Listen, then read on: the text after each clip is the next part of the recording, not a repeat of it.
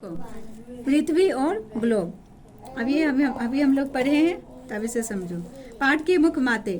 वह स्थान जहाँ धरती और आकाश मिलते हुए प्रतीत होते हैं क्षितिज या हॉरिजन कहलाता है।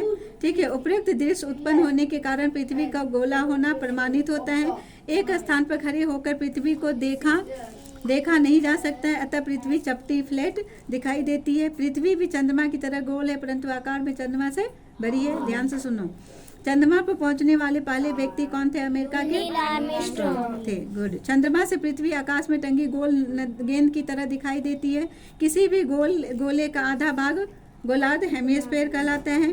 पृथ्वी के दो गोलार्ध में बांटने वाले वृत्त भूमध्य रेखा वृत्त इक्वेटर कहलाता है। भूमध्य रेखीय वृत्त विषुवत रेखा इक्वेटर भी कहा जाता है। भूमध्य रेखा सबसे बड़ा वृत्त है ना। विषुवत रेखा से उत्तर की ओर उत्तरी गोलार्ध नॉर्दर्न हेमिस्फीयर और एवं दक्षिण भाग के दक्षिण गोलार्ध पर साउदर्न हेमिस्फीयर। भूमध्य रेखीय वृत्त एवं किसी स्थान के बीच जो कोण बनता है उसे उस स्थान का अक्षांश लैटिट्यूड कहा जाता है, तथा वहां से पूर्व से पश्चिम की ओर खींची गई रेखाएं अक्षांश रेखाएं कहलाती है। भूमध्य रेखीय वृत्त या विषुवत रेखा पृथ्वी का 0 डिग्री अक्षांश है। विषुवत रेखा से उत्तर 90 डिग्री एवं दक्षिण के 90 डिग्री अक्षांश होते हैं। 23.5 डिग्री उत्तरी अक्षांश को कर्क रेखा ट्रॉपिक ऑफ कैंसर कहते हैं। 23.5 डिग्री दक्षिण अक्षांश को मकर रेखा ट्रॉपिक ऑफ कैप्रिकॉर्न कहते हैं। 90 डिग्री उत्तरी तथा 90 डिग्री दक्षिणी अक्षांश को क्रमशः उत्तरीय ध्रुव नॉर्थ पोल एवं दक्षिणी ध्रुव साउथ पोल कहा जाता है। अक्षांश रेखाएं पूर्व से पश्चिम दिशा में विषुवत रेखा के समांतर खींची जाती है। दो अक्षांशों के बीच की दूरी समान होती है। विषुवत वृत्त ध्रुवों की ओर जाने पर वृत्त कैसे होते जाते हैं?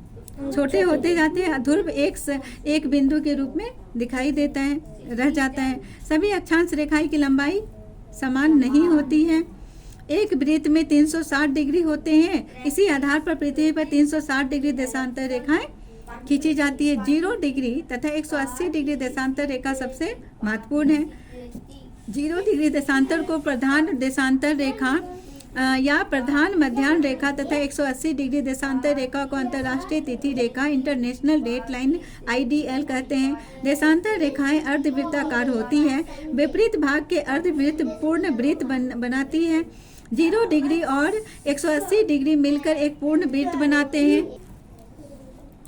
देशांतर रेखा को अंतर्राष्ट्रीय तिथि रेखा इंटरनेशनल डेट लाइन IDL कहते हैं। देशांतर रेखाएं अर्धवृत्ताकार होती है। विपरीत भाग के अर्धवृत्त पूर्ण वृत्त बनाती है। 0 डिग्री और 180 डिग्री मिलकर एक पूर्ण वृत्त बनाता है। देशांतरों की लंबाई समान होती है और इनकी संख्या 360 होती है। ठीक है। विषुवत वृत्त पर देशांतरों के बीच की दूरी सर्वाधिक होती है। ध्रुव की ओर बढ़ने पर देशांतर रेखाओं के बीच की दूरी कम होती जाती है। ध्रुव बिंदुओं पर सभी देशांतर रेखाएं मिल जाती है। पृथ्वी पर किसी स्थान की स्थिति दर्शाने के लिए देशांतर रेखाओं का बड़ा महत्व है। सूर्य के सामने घूमती पृथ्वी को एक देशांतर रेखा से दूसरे देशांतर रेखा तक घूमने में 4 मिनट का समय लगता है। देशांतर रेखाओं की तिथियां देश के निर्धारण में महत्वपूर्ण भूमिका निभाती है। 180 डिग्री देशांतर रेखा को सामान्यतः अंतर्राष्ट्रीय तिथि रेखा IDL इंटरनेशनल डेट लाइन कहते हैं। अंतर्राष्ट्रीय तिथि रेखा से पश्चिम जाने पर एक दिन तिथि बढ़ा दी जाती है। अमृतसर और लाहौर के स्थानीय समय में 1/2 घंटे का अंतर है। इन सभी रेखाओं का कोई भौतिक अस्तित्व नहीं है। ये सभी ग्लोब पर खींची गई काल्पनिक रेखाएं।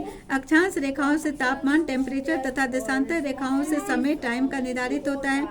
जहां अक्षांश एवं देशांतर रेखाएं मिलती है उससे उस स्थान की स्थिति का पता किया जाता है। अक्षांश रेखाओं के आधार पर संपूर्ण पृथ्वी की 3 ताप कटिबंधों में टेम्परेचर जोन में बांटा गया। कौन कौन सा टेम्परेचर जोन है? समशीतोष्ण कटिबंधीय और शीत कटिबंधीय। इसे इंग्लिश हिंदी दोनों में बनाना है। कर्क रेखा ट्रॉपिक ऑफ कैंसर एक मकर रेखा ट्रॉपिक ऑफ कैप्रिकॉर्न के बीच सर्वाधिक गर्मी पड़ती है, जिसके कारण उष्ण कटिबंधीय कहते हैं, जिसके कारण इसे उष्णकटिबंधीय बोलते हैं। कर्क एवं मकर रेखा के बाद उत्तरी गोलार्ध उत्तरी ध्रुव वृत्त तथा दक्षिणी गोलार्ध दक्षिणी ध्रुव विपरीत के बीच वाले क्षेत्र का तापमान मध्य रहता है। उपयुक्त क्षेत्र में सर्दी पड़ती है तथा गर्मी में तापमान अधिक रहता है, इसे शीतोष्ण कटिबंध कहते हैं। उत्तरी गोलार्ध में उत्तरी ध्रुव में दक्षिणी गोलार्ध दक्षिणी ध्रुव क्षेत्र में यहाँ पर सालों भर क्या रहती है, ठंड रहती है, यहाँ पर सन की लाइट नहीं पहुँच पाती है, इसे शीत कटिबंधीय कहा जाता है।